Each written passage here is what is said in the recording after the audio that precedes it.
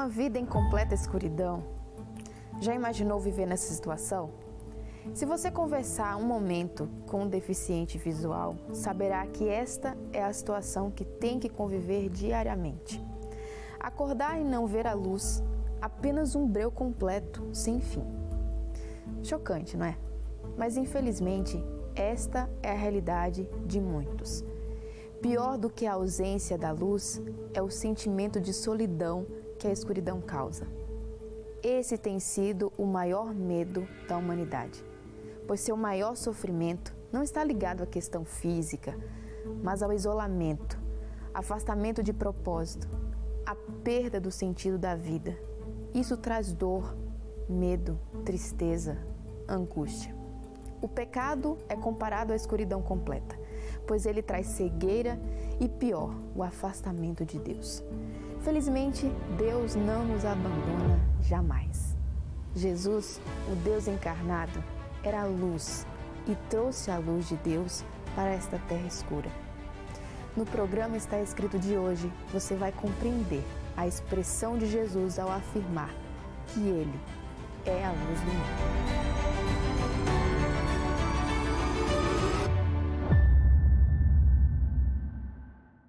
Olha, eu preciso agradecer muito você que todas as semanas, quando chega quinta-feira, às 10 horas da noite, para e acompanha aqui o programa Está Escrito. Muito obrigado aí pelo carinho da sua audiência, pela sua confiança e por entender que a pregação da palavra, o Está Escrito, ajuda você e, consequentemente, você tem divulgado por aí o nosso material, o nosso programa, a TV Novo Tempo, o seu canal da Esperança. Meu muito obrigado, viu? Às vezes algumas pessoas me dizem, pastor, eu te acompanho nas madrugadas da TV Novo Tempo. Que legal, viu?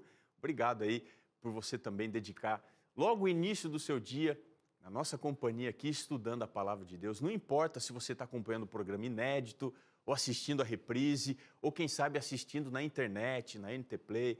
Nós estamos aqui fazendo uma coisa muito importante, que é estudar a Palavra de Deus. E a gente começou recentemente uma nova série aqui no programa Está Escrito, Jesus como o grande eu sou. E hoje a gente vai entrar num tema muito importante, que é eu sou a luz. Por que Jesus é sua luz? Você quer entender?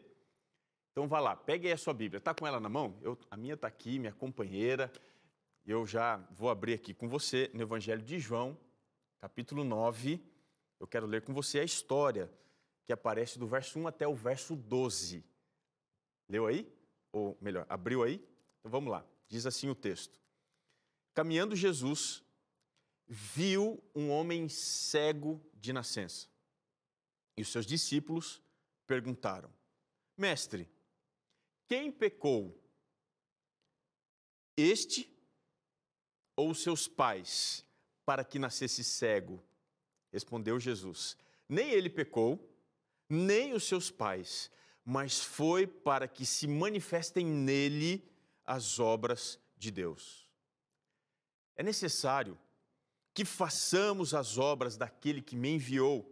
Enquanto é dia, a noite vem, quando ninguém pode trabalhar. Enquanto estou no mundo, sou a luz do mundo. Dito isto, cuspiu na terra e, tendo feito lodo com a saliva, aplicou aos olhos do cego, dizendo-lhe, vai, lava-te no tanque de Siloé, que quer dizer enviado.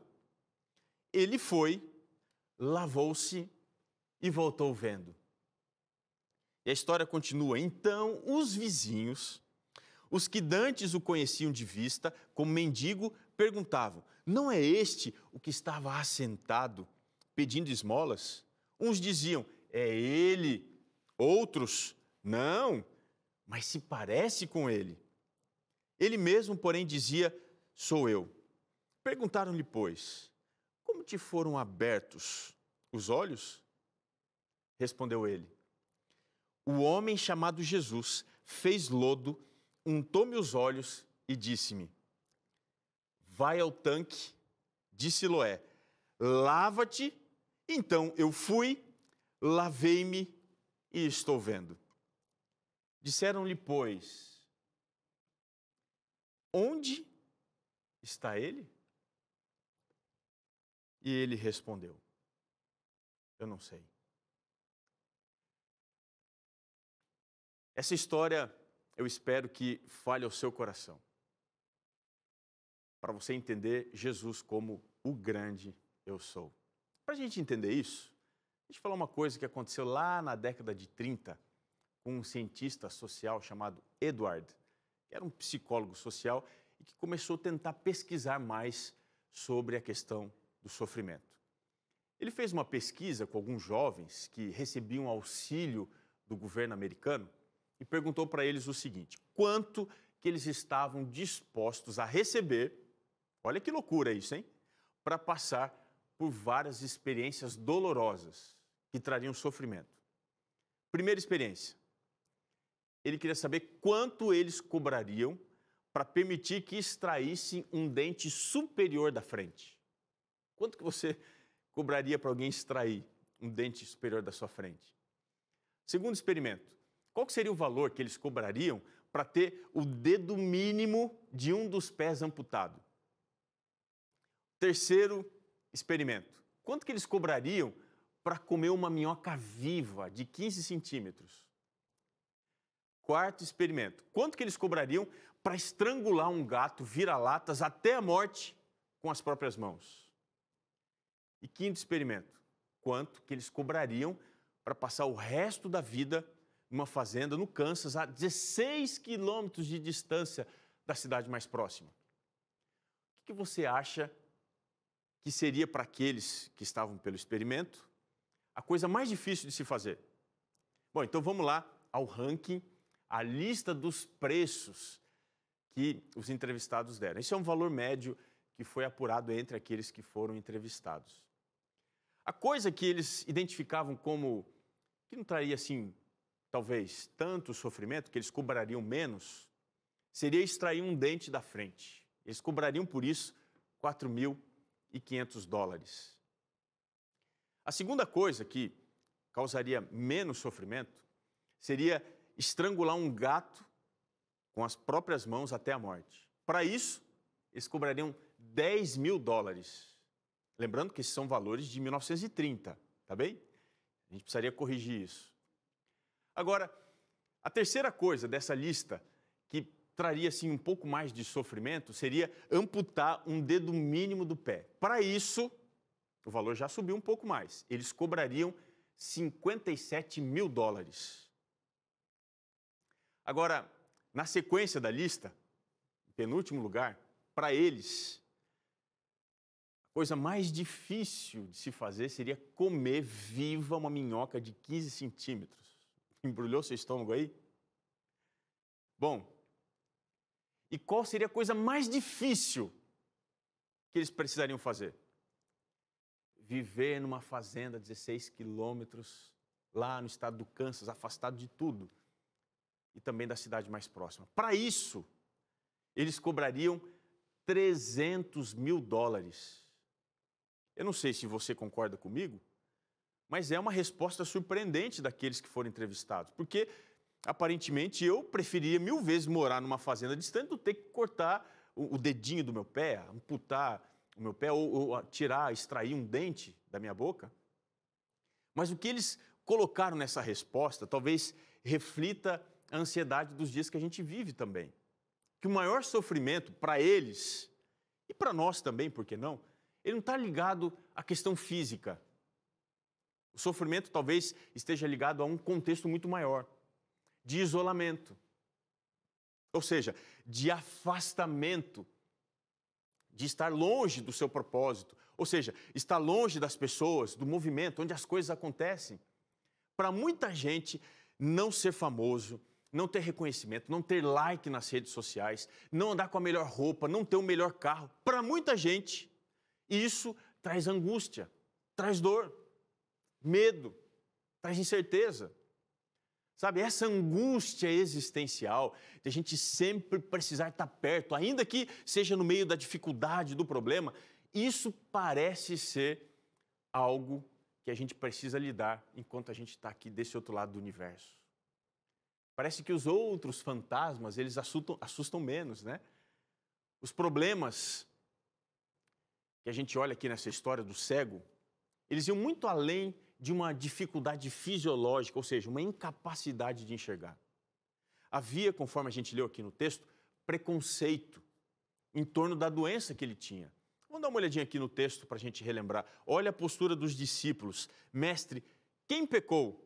Ou seja, na visão dos discípulos, que reproduziam a visão das pessoas daquela época, o pecado, ele era uma punição que trazia anomalia, que trazia deficiência.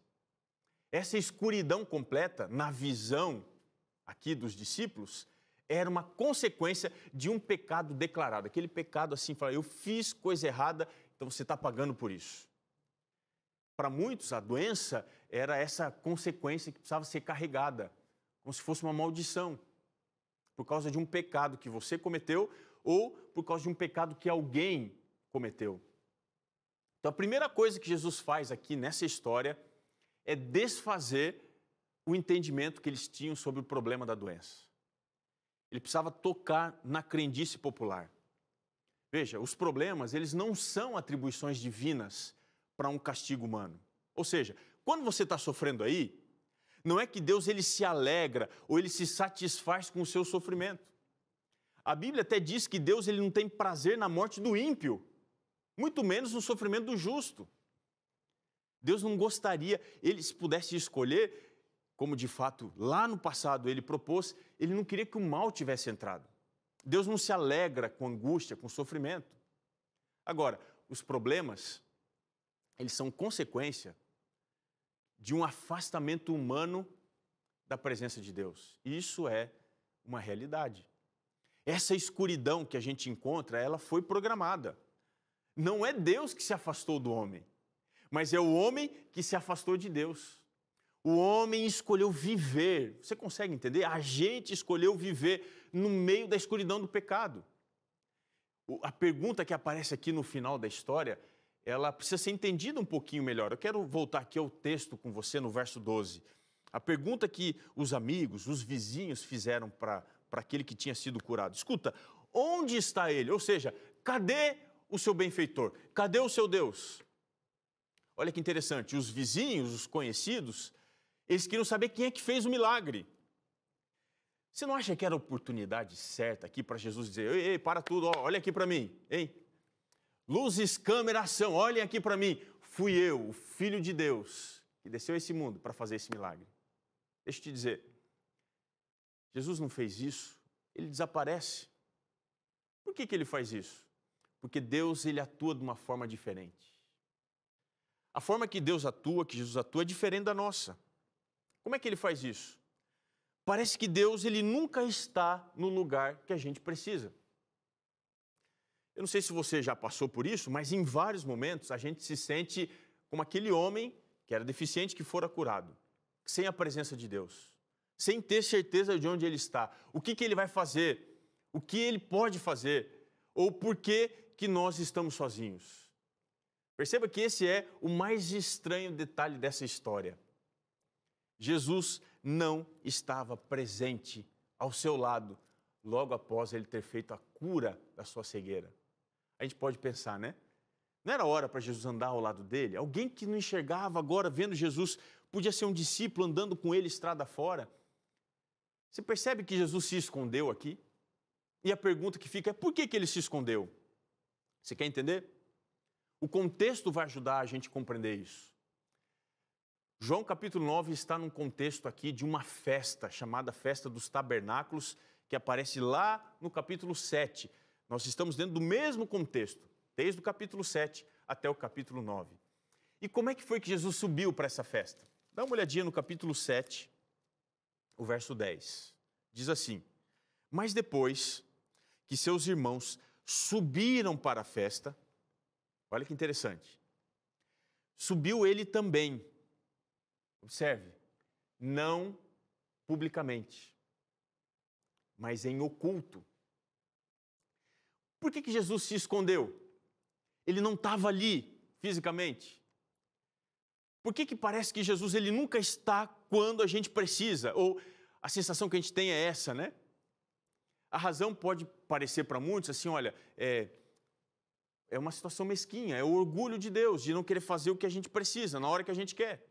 Mas não é isso que o texto diz. No capítulo 8, aqui o verso 59, você encontra a razão. Diz assim o texto: então eles pegaram em pedras para atirarem nele, mas Jesus se ocultou mais uma vez e saiu do templo. Veja, tendo uma coisa aqui, não é que Cristo, que Deus e o Espírito Santo não possam estar próximos de nós. A pergunta que a gente tem que fazer é o contrário. Será que a gente tem permitido ele se revelar completamente na nossa vida? Assim como na história desse homem, Jesus teve que aparecer ocultamente nos bastidores, quando ele deveria assumir o palco da história. Aqui a gente encontra exatamente um problema que vem do passado e encontra o eco aqui no presente. A festa que Jesus estava, que era chamada a festa dos tabernáculos, ela representava a transitoriedade, ou seja, a peregrinação do povo pelo deserto. O povo estava de passagem na direção da terra prometida. Estavam andando pelo deserto, tinha problema com a temperatura, o sol era quente, a noite era frio. Eles estavam esperando a oportunidade de entrar nessa terra prometida. Veja, aqui a gente tem que entender que o povo que estava saindo do Egito, indo para a terra prometida, eles tinham essa esperança, mas eles precisavam percorrer o deserto. E Deus se fez presente ali, não fez? Através da glória que habitava ali no templo, em Êxodo 25, verso 8, Deus se fez presente. De que forma? Acompanhem comigo aqui, Êxodo capítulo 25, o verso 8.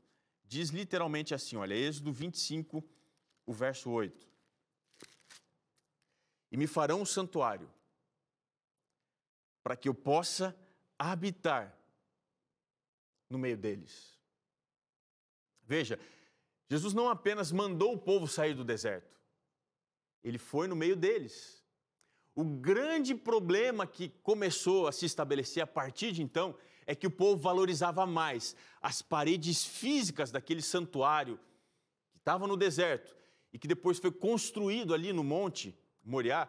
Eles valorizavam mais o templo físico do que a glória que estava encarnada. Veja, isso daqui mostra a cegueira que eles viviam. Para eles era mais importante uma parede, um templo, do que a glória feito homem. Foi por esse problema que Jesus teve que vir a este mundo e lutar para fazer as pessoas colocarem mais fé, não nos símbolos, mas na realidade. Como é fácil a gente confiar mais nos símbolos. Como é que isso acontece? Quer ver só? Presta atenção no que eu vou lhe dizer.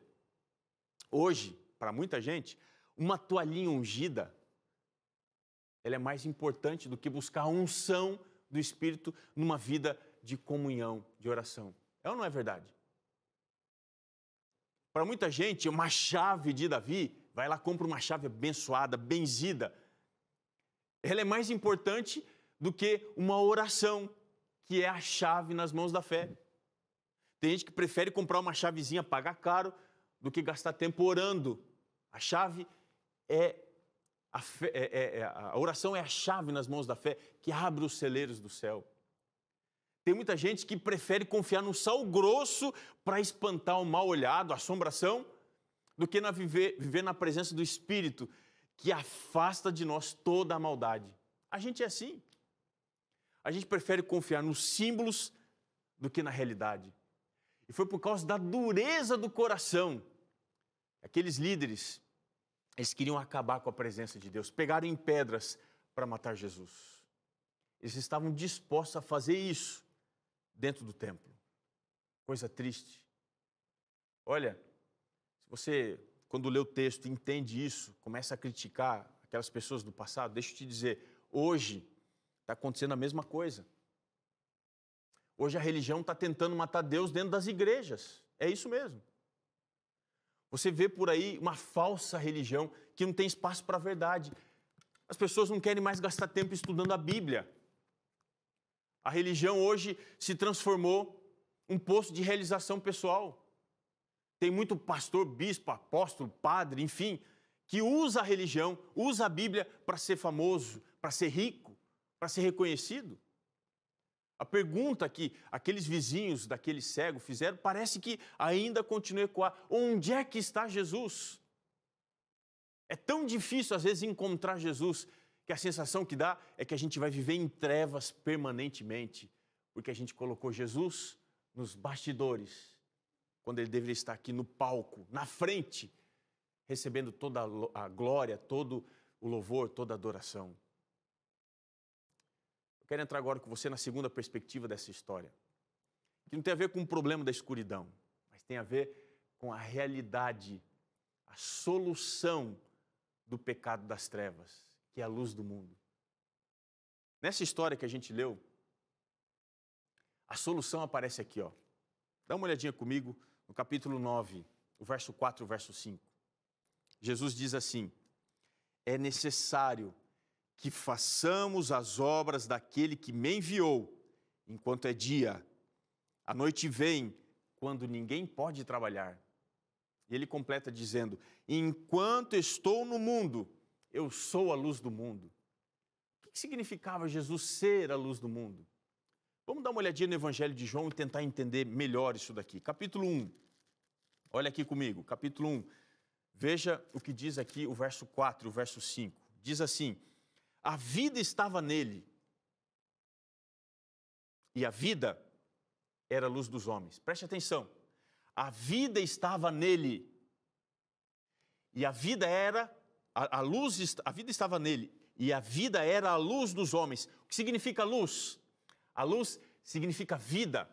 Se o mundo está em trevas, o que é que o mundo não tem hoje? Vida, claro.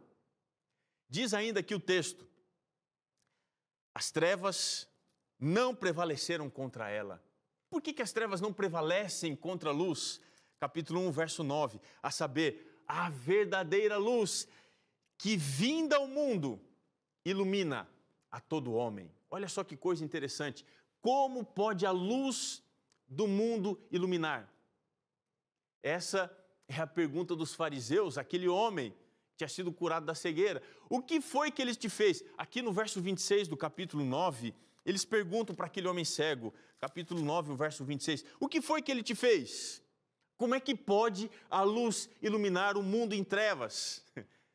Este é um dos milagres mais estranhos que Jesus fez. Vamos entender como é que a luz ilumina, ou seja, como é que Jesus traz vida para este homem, traz vida para o mundo. E o milagre que Jesus fez para aquele homem é o milagre que ele quer fazer na minha vida e na sua vida. Como é que a gente podia chamar esse milagre? Solução salivar. A terapia do cuspe. Milagre estranho, não é? Nojento. Já pensou Jesus assim, ó, na frente de todo mundo? Observe que Jesus ele faz isso de maneira extravagante para enfatizar o simbolismo desse milagre. A ênfase não estava na forma, não era aqui o cuspe, não era o barro no olho, mas era o significado desse milagre. E o que esse milagre significa de fato? Ele significa, queridos, uma nova criação. Vamos entender isso? Quando a gente vai lá em Gênesis 2, o verso 7, Deus aparece, se lembra da cena? Deus aparece assim, olha, ajoelhado, mexendo no barro, dando forma no barro. Não é isso que ele faz? E no final, Deus sopra o fôlego de vida sobre aquele boneco. E o homem passou a ser alma vivente. Esse foi o milagre da criação. Agora, em João capítulo 9, verso 6, a gente encontra de novo Jesus Cristo, o Criador, fazendo lodo e aplicando nos olhos daquele cego para que ele passasse a ser, não alguém que enxerga, mas que ele passasse a ser uma nova criatura. Esse é o milagre. O milagre não era simplesmente fazê-lo enxergar. Os pais da igreja lá atrás, eles entendiam que esse ato de Jesus cuspir no chão, pegar o barro e colocar nos olhos, era como se fosse uma sombra. Jesus estava querendo lembrar lá do momento da criação do homem, quando Deus, ali com as próprias mãos, tomando um pouco de barro, ele formou o homem do pó da terra. Agora, esse milagre da nova criação, ele não está baseado no renascimento literal, mas ele está estabelecido na restauração da visão. Ou seja, quando eu passo a enxergar, eu passo a ser uma nova criatura. Foi exatamente isso o que Jesus falou a Nicodemos. Quer ver só? No capítulo 3, se você avança aqui, aliás, se você volta um pouquinho, capítulo 3, olha o que Jesus disse a Nicodemos. O verso 3 diz assim, verso 5, perdão, dizendo, se alguém não nascer da água e do Espírito, não pode entrar no reino de Deus. O verso 3 diz assim, olha, se alguém não nascer de novo, não pode ver o reino de Deus. Olha que interessante, o milagre da nova criação tem a ver com o milagre da nova visão. Esse milagre fez do cego uma outra criatura. É por isso que o milagre da nova vida passa pelo milagre de você desenvolver uma nova visão. Quando você passa a ter essa nova visão, você passa a ser uma nova criatura. É por isso que Jesus disse aqui no verso 5, quem não nascer da água e do Espírito não pode entrar no reino de Deus. Olha só, João 9, o verso 8, o verso 9. Se você voltar lá comigo, João 9, o verso 8, o verso 9. Uns vizinhos e os que dantes o conheciam de vista, como mendigo, perguntavam, não é este, mas ele se parece com ele. Não é esse que estava sentado pedindo esmolas? Se parece, uns diziam, outros, não, ele tinha que dizer, sou eu.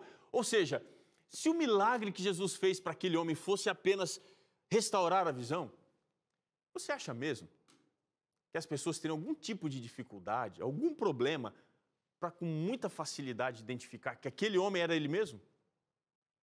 É claro que o milagre aqui, queridos, ele é muito maior do que a cura da visão. Quando você passa pelo milagre da nova criação, você pode até parecer aquela criatura de um passado, mas é alguma coisa diferente, chama atenção. As pessoas olham para você e dizem o seguinte, não, tem alguma coisa diferente. Olha, ela não é mais a mesma, ela era brava, era uma pessoa ranzinza, ela é diferente agora. João 9, 32, apresenta aqui um relato do que fora curado. E ele mesmo diz assim, olha, esse milagre, mundo jamais ouviu alguém que tenha aberto os olhos a um cego de nascença. Esse é um milagre que ninguém pode fazer, nenhum curandeiro pode fazer, somente Jesus. E a questão que vem na sequência é, como que esse milagre acontece? João 9, o verso 7. Jesus disse para aquele cego, você quer enxergar? Você quer ser uma nova criatura? Então vai ao tanque de Siloé, que quer dizer enviado, e se lave ali. Veja, somente o Jesus, o enviado do céu, pode nos lavar do pecado. Veja, batismo não é um rito da igreja. Batismo é um rito de entrada no reino dos céus. A Bíblia está dizendo aqui que quem não nascer da água e do Espírito não pode entrar no reino de Deus. É exatamente isso que a gente encontra. O milagre só é completo se eu permitir Jesus me lavar. Jesus poderia ter feito um milagre pelo poder da sua palavra, você não acha? Ele podia só falar assim, ei, cego, volta a enxergar. Mas veja que ele deu uma parte para aquele homem, uma parte que era exclusivamente humana. Eu preciso ir como aquele homem me lavar, porque se eu não fizer isso, o milagre não acontece.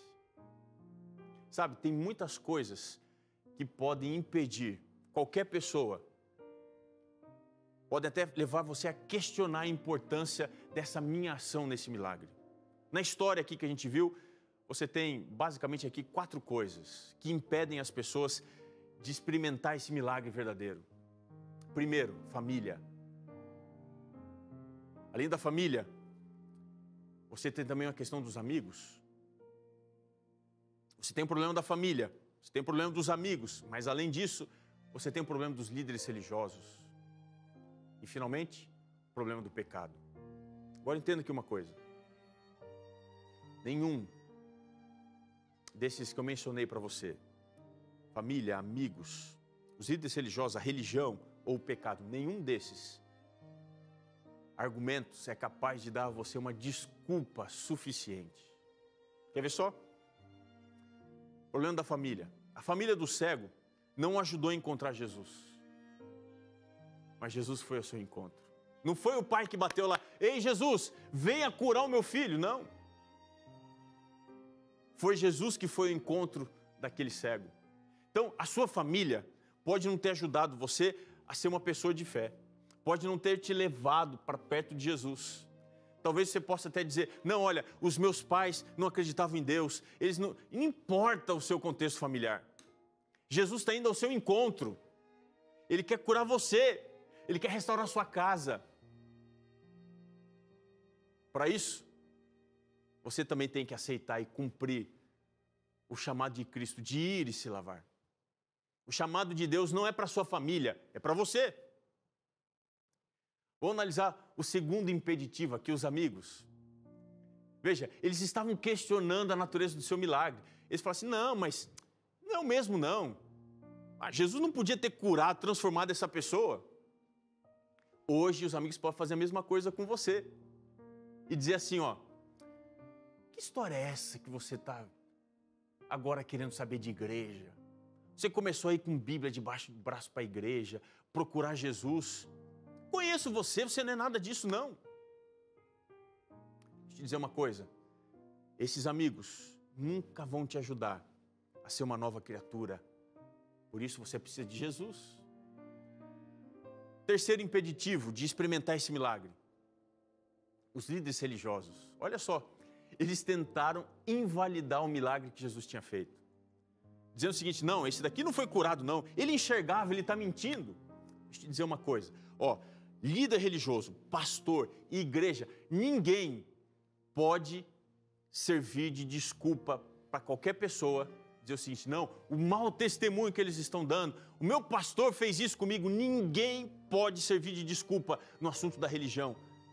Porque Jesus é capaz de transformar você, independente do seu contexto religioso. Finalmente, o pecado. Aquele homem carregava o rótulo de que ele tinha uma marca estampada em cima dele. E esse rótulo ele carregava sempre. Mas nem mesmo o pecado impediu aquele homem de receber um milagre da cura, um milagre da transformação. Sabe por quê? É muito difícil mudar. O pecado, ele escraviza a gente. Mas lembre de uma coisa. O pecado, ele não é maior do que a graça de Deus. Você se lembra o que Paulo diz em Romanos? Capítulo 5, verso 19 e 20? Sobreveio a lei para que avultasse ofensa, mas onde abundou o pecado. Você se lembra o que diz lá? Superabundou a graça. Tem muito pecado na sua vida? Saiba que Deus vai dar muito mais graça para você. É por isso que hoje você precisa experimentar esse milagre, o milagre da nova criação. E para isso, você precisa ir a Jesus e se lavar completamente através do batismo. Você aceita esse milagre na sua vida hoje? Algum tempo atrás, eu estava fazendo uma semana especial de pregação na cidade do Rio de Janeiro. E eu saí na frente do hotel que eu estava hospedado ali, em Copacabana, para olhar uma feirinha hippie que tinha naquele lugar. Eu comecei a olhar algumas artes que eles produziam, até que eu cheguei perto de uma banca onde eu vi alguns quadros entalhados na madeira. E eu percebi que tinha bem do lado da banca um rapaz sentado, trabalhando na madeira. E eu, curioso do jeito que sou, fui perguntar para ele, escuta, você que faz isso daqui? Era óbvio, né? Ele olhou para mim e me ignorou. Eu falei, que sujeito petulante. Eu falei, escuta, mas eu vou fazer esse camarada falar. Quanto tempo você trabalha com isso? Ele olhou para mim e me ignorou. A terceira vez que eu tentei falar com ele, ele abriu um estojo que ele tirou de baixo, assim, da banquinha onde ele estava trabalhando. E quando ele abriu, eu fiquei assustado, porque tinha tudo quanto é tipo de entorpecente que você pode imaginar. Todos, maconha, crack, drogas sintéticas. Ele olhou para mim e disse assim, e aí, mano, qual que você vai querer? Eu falei assim, não, eu não quero nada não, obrigado. Fiquei assustado, falei, mas eu não vou deixar passar essa ocasião. Falei, mas meu amigo, eu estou impressionado aqui com o seu trabalho. Ele olhou para mim, puxou a mão de novo por debaixo da banca, tirou aquele estojo, tirou um cachimbo, botou uma pedra de crack e ele deu uma puxada na fumaça e jogou para cima assim. Aí ele olhou para mim e disse assim, mano, deixa eu te dizer, quando eu fumo aqui esse negócio, eu viro um artista. Depois que ele falou isso, eu prestei atenção no que ele estava fazendo. E naquele momento eu olhei para o quadro que ele estava entalhando e eu vi naquele quadro um rosto de Jesus. E eu fui surpreendido pela ironia. Aquele homem, entorpecido pela droga, fazia uma linda imagem de Cristo que trazia paz. Você sabe que a nossa vida é como se fosse um quadro. Às vezes, o pecado, na forma da deturpação, tenta marcar uma imagem distorcida, mas Cristo, Ele prevalece sobre a ação deturpada do mal.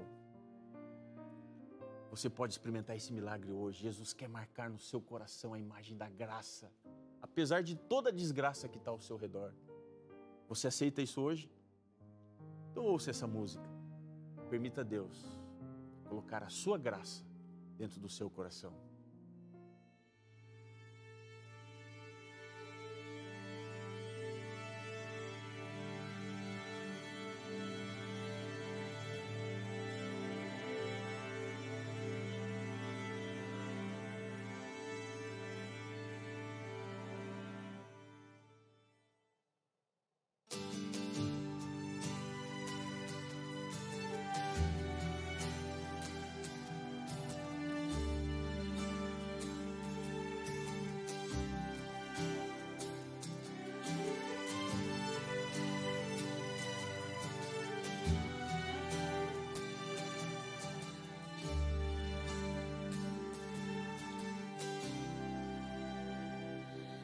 Mesma voz que originou o mundo, na palavra ela ressoa em mim. O mesmo Deus distante, transcendente, é o Verbo encarnado, Emmanuel. Ele tira a som da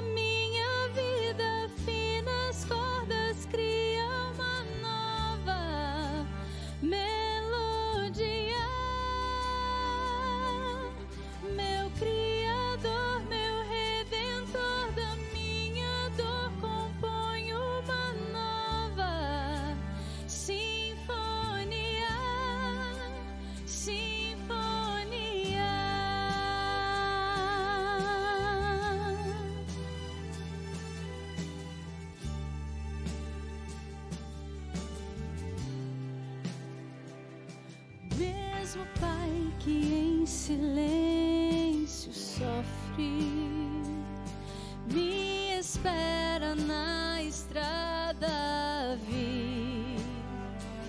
O mesmo Cristo que não me condena, é o Salvador que diz, não peques mais. Ele tira a som da minha vida, finas cordas cria uma nova melodia. Meu Criador, meu Redentor, da minha dor compõe uma nova sinfonia, sinfonia.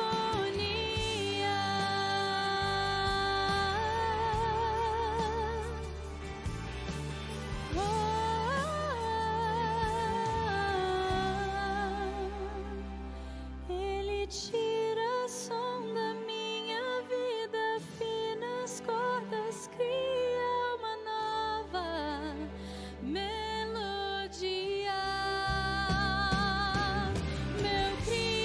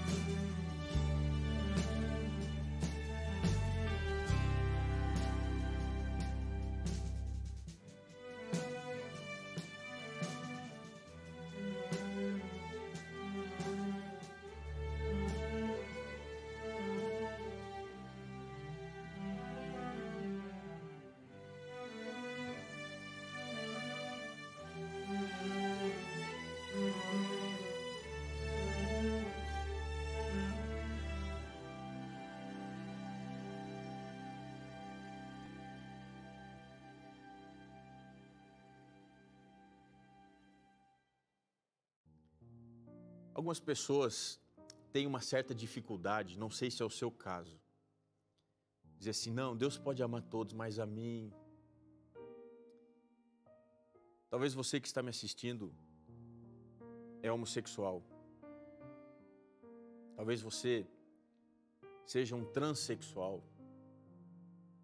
Talvez você seja um traficante, um drogado, um bandido. Talvez até mesmo você seja uma pessoa ruim. E pense assim, olha, o meu caso não tem solução. Deus não me ama. Talvez você seja um pai de família que está pensando em sair de casa, que acha que não ama mais a esposa e quer curtir uma aventura no mundo. Deixa eu te dizer uma coisa. Você acha que Deus não pode mudar a sua vida, mudar a sua história? Você acha mesmo? Você acha que o pecado tem mais força do que a graça? Você acha que o diabo tem mais razão do que Jesus? Você acha que não há solução para a sua vida? Então pense de novo. Jesus te ama do jeito que você é. Ele não esperou você ser uma pessoa melhor para ir ao seu encontro. Ele está batendo na sua porta hoje. Ele quer que você entenda o seguinte, que nada pode fazer Jesus amar mais você. Nada pode fazê-lo amar mais. E nada pode fazê-lo amá-lo menos. Amar você, minha querida, menos. O amor de Cristo, ele é imutável. É um convite de Jesus para você hoje. Eu posso fazer novas todas as coisas na sua vida. Essa é a grande promessa da Bíblia. Esse é o grande produto da cruz, o perdão, a reconciliação. E é sobre isso que você e eu precisamos pensar. Chegou sua hora de tomar a decisão. Não permita-se viver sem Deus. Não faça isso. Deixe o Senhor conduzir a sua vida e faça isso agora. Vou te pedir para fazer uma oração comigo. Você aceita? Vamos colocar nossa vida nas mãos de Deus? Vou chegar mais perto de você. Vamos orar. Pai, aqui está um amigo, uma amiga que sente a necessidade da Tua graça.